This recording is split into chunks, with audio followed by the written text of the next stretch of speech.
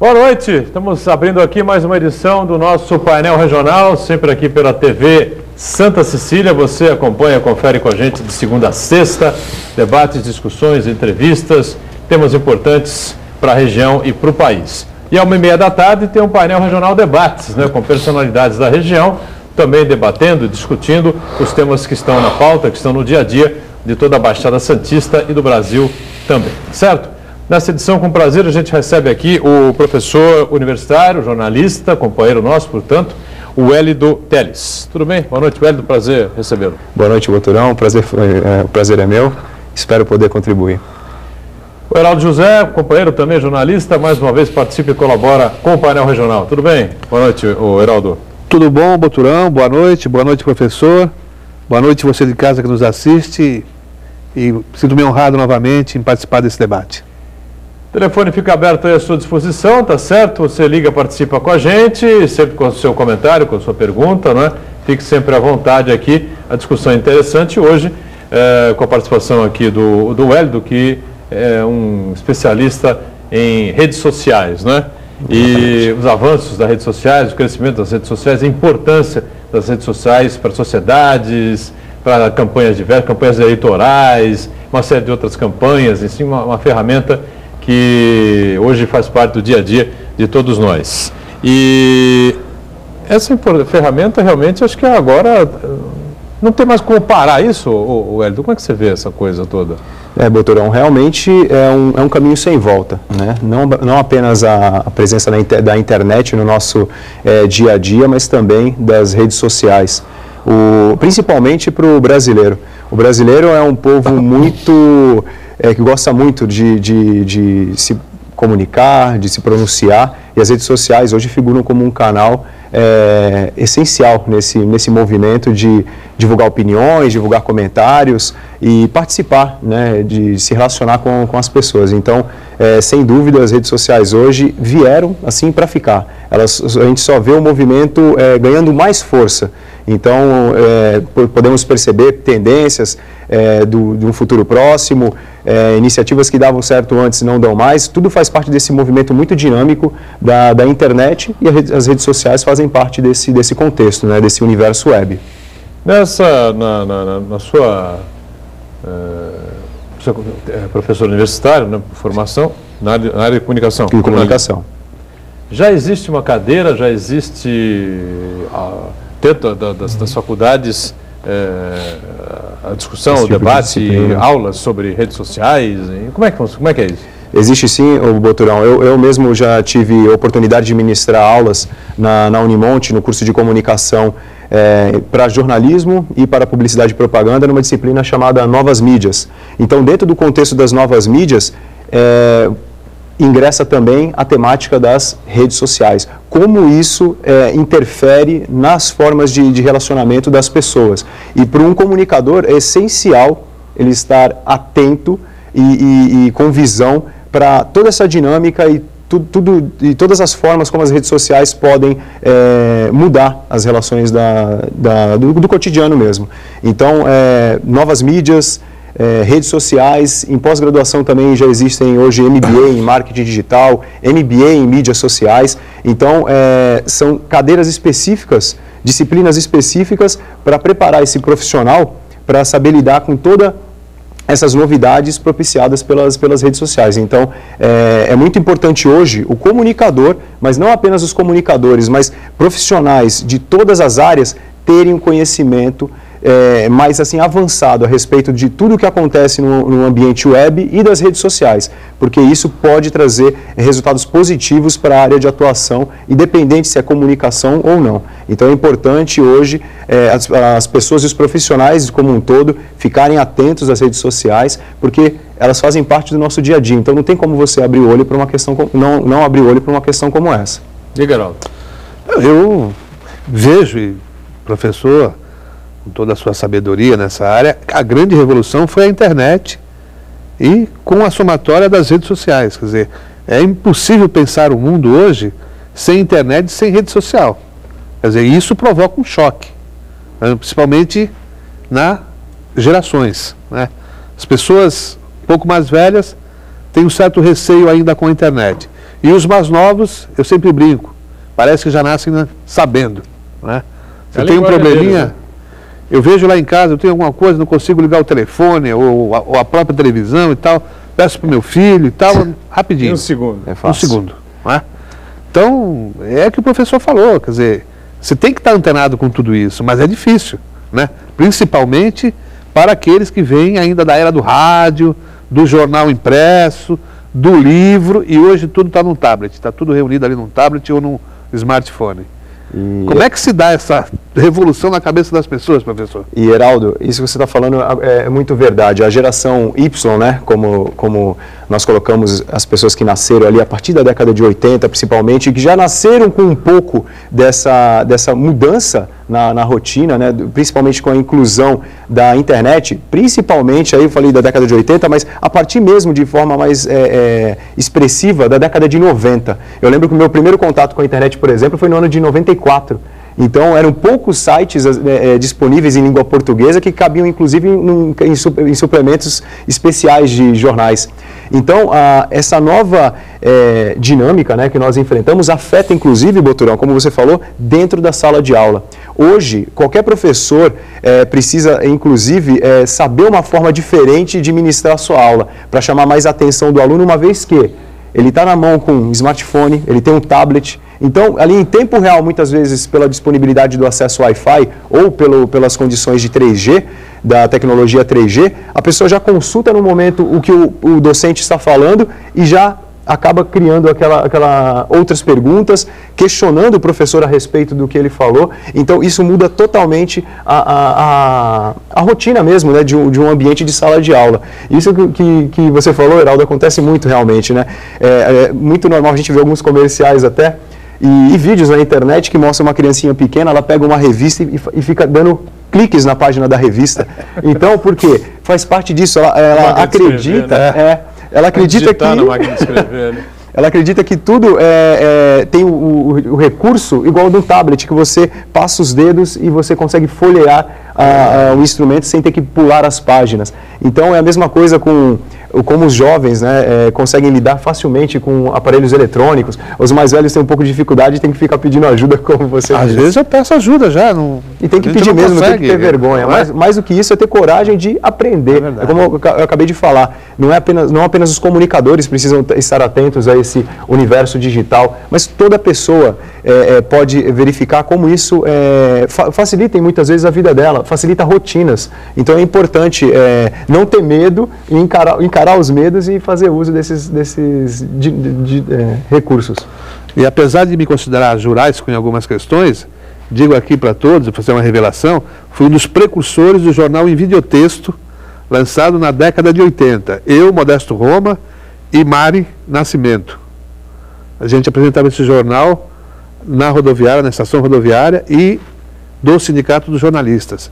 Quer dizer, acessava esse jornal quem tinha o serviço de videotexto da Telesp, na época. Olha, era um precursor. Um precursor aí, né? É verdade, nós ganhamos um prêmio da Faculdade Zayambi Morumbi. A melhor linguagem em videotexto daquela época. Você veja como a dinâmica... Né, que nós estamos observando, experimentando agora. O princípio da internet, é verdade. Claro que agora uma velocidade espantosa, né, um crescimento. A internet surgiu para valer o quê? Década de 80, 90? Para nós brasileiros, com mais ênfase na década de 90, como eu te disse. Marco regulatório, né? Exatamente. As primeiras experiências minhas, por exemplo, eu lembro que foi no ano de 94. E depois começou numa crescente, ganha cada vez mais força e a gente entra naquele ritmo de conectividade total, né? Antigamente você tinha para acessar a internet só os computadores. É possível se recordar da época da internet em modem, né, da linha de escada, que fazia aqueles barulhinhos característicos, com velocidades bastante lentas. Então, para qualquer página que você... Tinha um tapa ali no computador, você andava, né? Quase na manivela mesmo. E aí surgiu a banda larga, as velocidades foram aumentando, e hoje, nesse aspecto de conectividade total, vejamos os tablets. Cresceram, a venda de tablets cresceu 3 vezes em 2012, cresceu em 300% em 2012. O mesmo para smartphones. Então, reparem, todos esses aparelhos digitais, eles têm conectividade com a internet. Então, isso facilita muito essa mudança de comportamento das pessoas, né? E até compartilhar aqui algo que foi agora há pouco, eu estava na casa de um parente, e estava eu mexendo no meu tablet, o meu cunhado no meu lado e um outro cunhado, os três, um lado do outro, cada um mexendo no seu aparelho. Isso também não é muito bacana, realmente. O meu sogro deu uma bronca, porque a gente não pode, por causa dos avanços digitais, deixar também de falar no olho, de conversar. As relações sociais acabam se perdendo, né? E eu queria discutir rapidamente a questão dessas mídias todas surgindo, as novas mídias, né, Wélio? E a questão que se debate há tanto tempo, né? Como é que fica, por exemplo, o jornal impresso, como é que ficam as revistas, né? O rádio sofreu um baque muito grande, né? O livro, Geraldo? O livro, né? As livrarias, de maneira geral, as convencionais, tradicionais, o livrinho para você, né? Folhear, enfim. Hoje você arquiva na memória de um computador ou de um tablet ou de um dispositivo qualquer desse aí, 10, 20, 100, 80 livros, 100, 150 livros, sei lá eu, né? E aí, o que você pensa sobre isso? Então, Boturão, é uma questão polêmica, sem dúvida, mas eu acredito que essas mídias, como você falou, jornais, rádios, revistas, a própria televisão, precisam se reinventar, não vão terminar, minha opinião. Todas as mídias se complementam, assim como quando teve o surgimento do rádio, apareceu a televisão, foi um baque, o rádio vai acabar, né, pelo que a gente pode ver no aspecto histórico, o mesmo se fala agora com os avanços tecnológicos de que jornal vai terminar, revista. Minha opinião é de que isso não vai acontecer, as mídias se complementam, mas é necessário sim uma reinvenção desses canais. Por quê? Você falou dos livros. Nós temos a Amazon.com, ela nos Estados Unidos já vende hoje mais livros digitais do que livros físicos. No Brasil, essa porcentagem de livros vendidos online é de apenas 2%, e um número que tende a aumentar. Por quê? Já estão disponíveis dispositivos digitais como o Kindle, o Kobo da Livraria Cultura, justamente para facilitar esse movimento, da pessoa ter o seu leitor digital, compra livros da internet, os chamados e-books, e faz a leitura desse livro naquele dispositivo, sem precisar ter grandes quantidades, muito papel disponível, nem espaço na sua casa. É uma mudança de comportamento? Se veio para ficar, é difícil saber, mas realmente se levar em conta todo o estilo de vida, por exemplo, dos Estados Unidos e como isso também vem sendo trazido para o Brasil, é algo que a gente precisa realmente abrir o olho sobre esses números. Nós devemos ter sim um aumento no número de vendas, por exemplo, dos e-books, sites de jornais, revistas. Você também já vê hoje elas disponibilizando a versão digital para tablets ou PCs. Por quê? As pessoas também querem ter essa facilidade de utilização no local onde elas estiverem. Elas não querem, muitas vezes, chegar em casa para ver um jornal. Elas querem acessar direto do tablet, direto do smartphone. Então, isso passa pelo quê? Pela mudança de comportamento das pessoas. Mas não quer necessariamente dizer, isso não necessariamente não quer dizer que ela vai deixar de olhar e dar atenção, por exemplo, a um veículo como um jornal, como uma revista. Então, é assim, não vai acabar. Tende, sim, a perder a audiência, podemos dizer. Mas que vai ser extinto, eu acredito que não, Boturão. Com relação às emissoras, à televisão, né, Heraldo, acabou a escravidão, né? Acabou, sem dúvida. Do horário. O cara quer ver o jornal, quer assistir o programa de debates, quer assistir a telenovela, enfim, mas ele não precisa ficar preso, né, amarrado àquele horário determinado que a televisão coloca a sua programação no ar, né?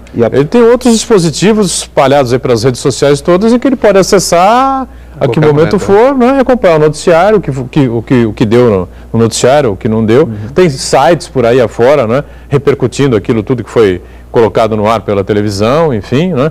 E as telenovelas, sei lá, ou programas que as TVs colocam no ar, enfim, podem ser assistidos de madrugada, a hora que for, não é isso? Exatamente. É uma coisa completamente maluca, né? Pra falar a verdade. É uma mudança, assim, muito grande em relação a... E muito rápida, né? Acelerada demais, né? É muito dinâmica, então o que hoje é uma novidade, amanhã já não é. Quem atua muito com internet, com o mundo digital, sabe, assim, você pisca o olho e já tem uma novidade. Então, isso que você está falando em relação às TVs é um exemplo. As próprias emissoras já tentaram isso, muitas delas, outras não. Elas têm um conteúdo que passa no horário X.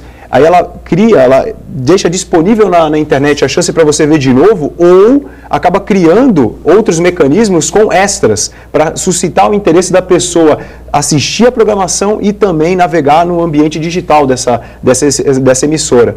Nós vemos também hoje uma tentativa de interação maior com o público. É muito normal hoje a gente ver alguns canais que os tweets que são digitados pelos usuários vão aparecendo na tela, enquanto o programa está sendo exibido ao vivo, justamente para promover a interação e o que a gente chama no meio publicitário de marketing de buzz, né, o burburinho, para gerar essa interação das pessoas e participação, o famoso engajamento. Então, isso ficou muito sensível, muito forte naquele programa que a Globo exibiu. O musical The Voice. Exatamente. Foi um exemplo, a Globo começou a fazer esse típico disso que você está falando, né? Exatamente. Começou a fazer esse tipo de inserção e aí você vê e fala, eu também quero participar. E você começa a dar audiência para aquilo. Então, é uma forma que as emissoras estão encontrando para gerar esse engajamento por parte dos seus telespectadores. É inegável que a internet... uma aula aqui de... Não, ela alterou completamente o modo de vida das pessoas, né?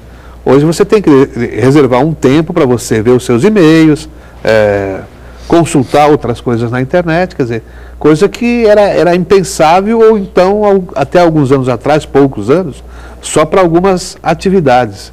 Eu acho que hoje todas as profissões é impossível se pensar no exercício dessas mesmas profissões sem a internet, não é? Agora, em relação, por exemplo, à substituição do jornal, extinção, por exemplo, de livros, eu não acredito nisso. Eu sou um operário do jornal e faço aqui uma profissão de fé. Eu nunca vou querer perder, né, a experiência de ter o dedo sujo de tinta e aquele cheirinho de tinta do jornal, que passei quase mais da metade da minha vida nisso, né? Mas eu acho que vai resistir porque a pessoa leva o jornal para onde quer, é um documento, ele pode guardar. Eu ainda sou cético quanto à garantia de arquivos, desses arquivos digitais, né? Então, portanto, eu acho que o instrumento físico, o jornal, vai coexistir com o digital, por um bom período ainda. Eu só acho que os investimentos, né, em crescimento, em melhorias, né, em profissionais nessas áreas tende a diminuir cada vez mais, como no rádio, né? O próprio Tuta, dono da Rádio Jovem Pan, por exemplo, chegou a dar uma declaração pública que o AM acabou, né? O AM acabou e você tem que entrar, realmente as rádios, tem que entrar, o caminho das rádios é a internet mesmo, tá certo? E as FMs, né? Que ainda se seguram pela qualidade de som que tem, apesar do alcance significativamente menor, né? Que o AM proporcionava, né? E que é uma amostra disso, Boturão, saiu uma pesquisa recentemente de uma empresa de consultoria, né, de internet chamada eLife, que mostra que 50% das pessoas que assistem TV hoje, um pouquinho mais de 50%, eu não lembro exatamente qual a porcentagem, enquanto assiste TV, também faz uso também navega em redes sociais, então ele está ou tweetando ou está no Facebook. Basta a gente ver aquele famoso reality show, no horário do famoso reality show, ou se não na hora do futebol, e buscar na sua linha do tempo todos os comentários que são descritos para aquela atração. É o maior exemplo. Então você pega as famosas hashtags, o jogo da velha e o nome do assunto, que fica no Twitter, por exemplo, você vê os assuntos mais quentes, muitos deles têm ligação direta com o que está passando na TV. Então isso, mudança de filosofia, mudança de comportamento. A pessoa está vendo televisão, mas ao mesmo tempo está aqui, ó. Então você não sabe, a atenção dela, ela é perdida muito facilmente. Então é um desafio, inclusive, para os comunicadores em como passar uma informação e agarrar a atenção da pessoa naquele momento. Por isso que não é só no jornalismo, é em relação à publicidade também. Como você vai conseguir chamar a atenção dessa geração nova que tudo é tão rápido? Mas, professor, se ele está comentando aquele assunto que ele viu na televisão, ele não está com uma atenção mais aguçada ainda? Porque ele teve a capacidade de comentar aquilo que simultaneamente está sendo transmitido também na televisão. Aí, Heraldo, passa por um processo que em muitas literaturas a gente acaba observando dessa nova geração. Consegue, está fazendo abordagem em relação ao que está vendo na TV, só que as opiniões são muito, podemos dizer, rasas, efêmeras. Ele olha alguma coisa, mas ele não consegue se aprofundar. Essa sociedade nova, essa nova geração é muito imagética. Então, você imagina, ele vê alguma coisa na televisão, pega uma pequena pílula e já quer inserir comentários sobre o assunto. Então é muito normal até nas redes sociais, nós conseguimos ver muitas bobagens sendo ditas. A pessoa nem se aprofundou, nem apurou o fato e já está colocando opiniões sem entender muito bem o que aconteceu. Então teve um caso até recente num portal aqui, numa fanpage no Facebook, numa página de um veículo de comunicação, a respeito de foi um profissional, um ex-integrante da banda Kiss, que veio a Santos, a banda de rock Kiss, e ganhou uma camisa do Santos de presente. E uma pessoa colocou um comentário dizendo que é um absurdo, nossa, a emissora dando destaque para um músico que tocava na boate Kiss. Aqui foi alvo daquele incidente lá em Santa Maria. Quer dizer, a pessoa não fez a correta relação com o fato e já saiu colocando a opinião no Facebook. É óbvio que ela foi alvo de chacotas. Mas guardadas as devidas proporções, não seria o caso, por exemplo, de esse comentário, de a gente se transpor lá para o passado e um grupo assistindo televisão, e era muito comum as famílias, então está dando noticiário, mas aí um outro já comenta lá. Só que agora não, ele comenta ali na rede social, ele está junto com um PC ou com um tablet, e ele joga a opinião dele, ainda que superficial. Quer dizer, não seria essa mesma tendência ou essa repetição de costumes? É a mesma tendência e também a necessidade de quem principalmente está no Facebook de ser popular. Você já deve ter percebido, a vida no Facebook parece que é só todo mundo tem a vida às mil maravilhas, não tem defeitos, é sempre o lado bom. Um querendo mostrar muitas vezes para o outro que eu estou melhor de vida, eu tenho mais. Então isso também faz parte daquele processo que a gente vê muito isso no Facebook, e qualquer um de nós pode provar, de ser popular, de chamar atenção, de gerar as famosas curtidas, os comentários. Então naquela vontade de participação, a pessoa coloca comentário. E sem dúvida, né, o Heraldo? Aquele comentário muitas vezes ficava preso nas quatro paredes ali de casa, né? Isso. E agora não, você divulga ele para toda a tua gama de colegas, né? Ele amplia demais o alcance da mensagem, sem dúvida. Pois é, as redes sociais responsáveis aí por uma série de coisas, né? Boas e más, como colocou aqui o Wellington, né? Um caso aqui selecionado a Simone até colocou aqui na nossa pauta, né?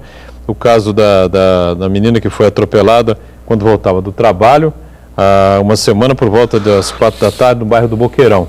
E a jovem estava na calçada, se preparava para subir em uma bicicleta quando foi atingida, né? E os amigos e parentes usaram a força das redes sociais, se comunicaram pelas redes sociais e promoveram rapidamente a doação de sangue para reforçar o estoque da Santa Casa da Misericórdia de Santos, e foram feitas mais de 100 doações num período curto de tempo. A gente sabe que isso é uma dificuldade enorme, né? Os bancos de sangue aí vivem com problemas enormes, né, para manter os seus estoques, né? Então, é um exemplo típico de um lado positivo, extremamente positivo, por exemplo, do Facebook, né, de engajamento das redes sociais, porque a gente vê muitas brincadeiras, correntes, né, de humor sendo divulgadas. O próprio vídeo do sul-coreano lá do Psy, o Gangnam Style, que ganhou uma abrangência absurda, a gente também vê isso por causas positivas.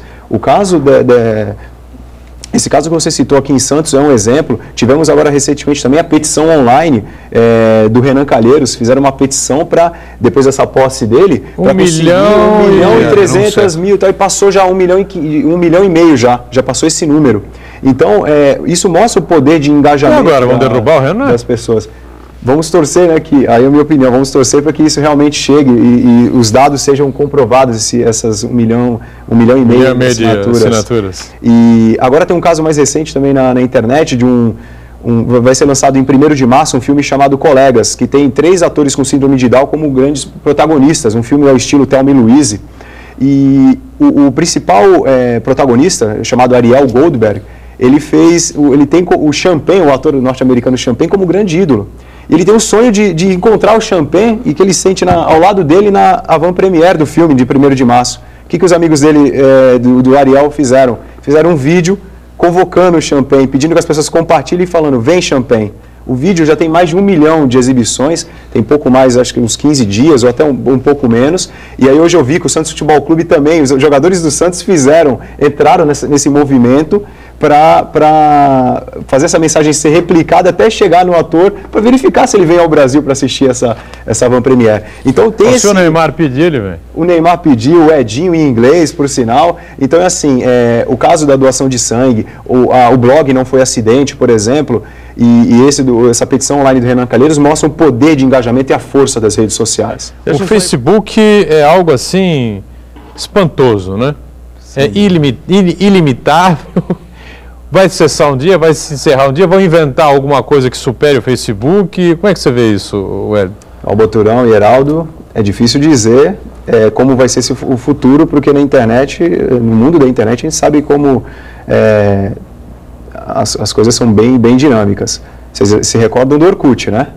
O Orkut também. Era um fenômeno também. Quando lançado foi uma revolução. Impressionante.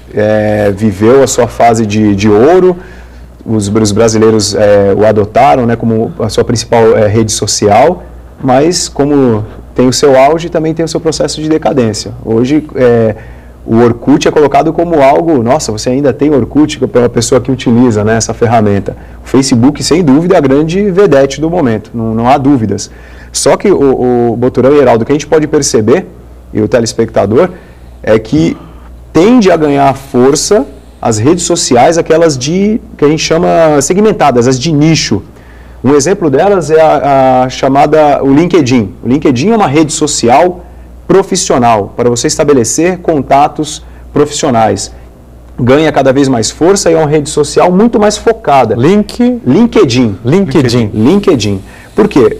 Imagina, eu posso fazer relações, estreitar os laços de amizade com outros profissionais da minha área, e lá eu tenho como ver, eu coloco todo o meu currículo, onde eu trabalho e o tipo de relação que eu gostaria profissional. Eu posso conhecer as pessoas, trocar ideias e participar de grupos de discussão, mas é algo muito mais focado. O Facebook é um tipo de rede que ela é muito abrangente, ela tem de tudo, do besteirol a informações pertinentes, a campanhas relevantes, mas assim, ele é de tudo. Então, o LinkedIn é um exemplo, rede social para fins profissionais. Hoje também nós temos ganhando muita força o Pinterest. O Pinterest é uma rede social para quem gosta muito de divulgar imagens, fotos. Então você cria álbuns de fotos e ele tem uma dinâmica parecida com o Facebook, mas é mais para você divulgar o seu estilo pessoal, podemos dizer. O YouTube focado em vídeos. Então você não precisa ser uma produtora para fazer vídeos. Qualquer vídeo que você faça, caseiro ou não, você usa o YouTube para hospedá-lo. Então a gente tende a ir para uma linha de surgimento de redes sociais focadas por nicho. Mas o Facebook, por curto, médio prazo, ainda vai continuar nadando forte como líder das redes sociais no mundo da web. Inclusive no aspecto também de anúncios, né? Assim como o Orkut começou a divulgar muitos anúncios de empresa, o Facebook também está de olho nesse movimento e aprimorando cada vez mais esses mecanismos para que as empresas possam aparecer mais, porque mais de 1 bilhão de pessoas lá. Então isso para as empresas, elas crescem o olho porque é uma forma de divulgar seus produtos para um mar de gente, né? Pois não. Mas essa questão, por exemplo, você mencionou agora na parte final da sua fala, da publicidade. Da publicidade, por exemplo, no Facebook. O que se comenta é que não evoluiu, ou não se achou ainda o modelo ideal para se divulgar ou para se utilizar essa rede social como um grande divulgador de marca. Como é que você vê isso, que também tem a experiência na área publicitária? Isso. O Facebook, ele realmente precisa aprimorar um pouco os aspectos ligados a anúncios, e hoje ele tem algumas opções dos chamados posts patrocinados, das páginas também patrocinadas. Então você consegue fazer com que a marca da sua empresa seja exibida por um número X de pessoas. E qual é o grande diferencial que o Facebook está fazendo, como o Google já fez no seu buscador? Você consegue segmentar para quem vai aparecer o seu anúncio. Então eu coloco lá que vai aparecer no país, Brasil, cidade, Santos, num raio de tantos quilômetros. Então só as pessoas que têm o IP daquela região em um raio de tantos quilômetros vão ver aquele anúncio. Então você consegue fazer um investimento muito mais assertivo do seu orçamento. Então o Facebook precisa realmente ainda aprimorar, tanto que a cobrança é em dólar. Então o Google já tem um escritório aqui no Brasil e uma dinâmica muito mais fácil de de pagamento que aceitem em real, por exemplo. Então, a gente vê que essas redes sociais, elas ganham corpo, elas começam a ficar com um porte bastante significativo, para depois dar esse passo adiante, que é como eles podem aproveitar essa rede social para capitalizar num processo natural dentro desse sistema que nós vivemos, né? O Google é aquela coisa, né? Tem informações importantes, mas coisas que precisam ser bem ponderadas, né? Hoje virou moda, o cara quer saber a respeito de alguma doença, de algum problema e tal, vai lá e clica o Dr. Google e tal, né? E tem informações que, se você não tomar cuidado, pode se assustar, né? Vai se medicar pelo Google, você vai ver o que vai acontecer com você, né? Cuidado. Não pode. Assim como nós precisamos ser bastante seletivos no que nós lemos nas redes sociais, não podemos acreditar em tudo. O mesmo serve para o Google, não podemos realmente, o Boturão, pesquisar tudo achando que lá o conteúdo da Terra está lá e que é correto aquilo. Então isso que você falou do Dr. Google é muito normal, as pessoas às vezes já chegam hoje no consultório médico já passando qual é o diagnóstico ali, então realmente é preciso ver ter um pezinho atrás e não acreditar em todas as informações que são postadas nas redes sociais ou inclusive em muitos dos sites, né? E o jornalismo também padece desse vício, né? Quer dizer, hoje tem muitos jornalistas de internet, quer dizer. E aí perde a confiabilidade naquilo que é colocado ali na rede. Porque aquilo não foi apurado, aquilo não foi checado, não foi verificado e vira uma verdade, entre aspas. Por isso que é importante, o lugar do repórter é no local do fato. Não tem dúvida, né? Fazer reportagem pela internet, reportagem à distância. Reportar por telefone já é uma coisa complicada, né? Hoje me pediram uma pauta por telefone, uma assessoria que a gente faz aí, né? A gente sabe da rapidez, da dificuldade que a reportagem tem, mas não é a mesma coisa, como diz o Heraldo. O lugar do repórter é onde está acontecendo, onde a notícia está, tá certo? O repórter é um caçador de notícias e de informações, deveria ser assim sempre. Mas aí é que está, é a falta de investimento, né? Nesses veículos que vem perdendo espaço, que vem perdendo força, a rádio, especialmente a AM, né? E o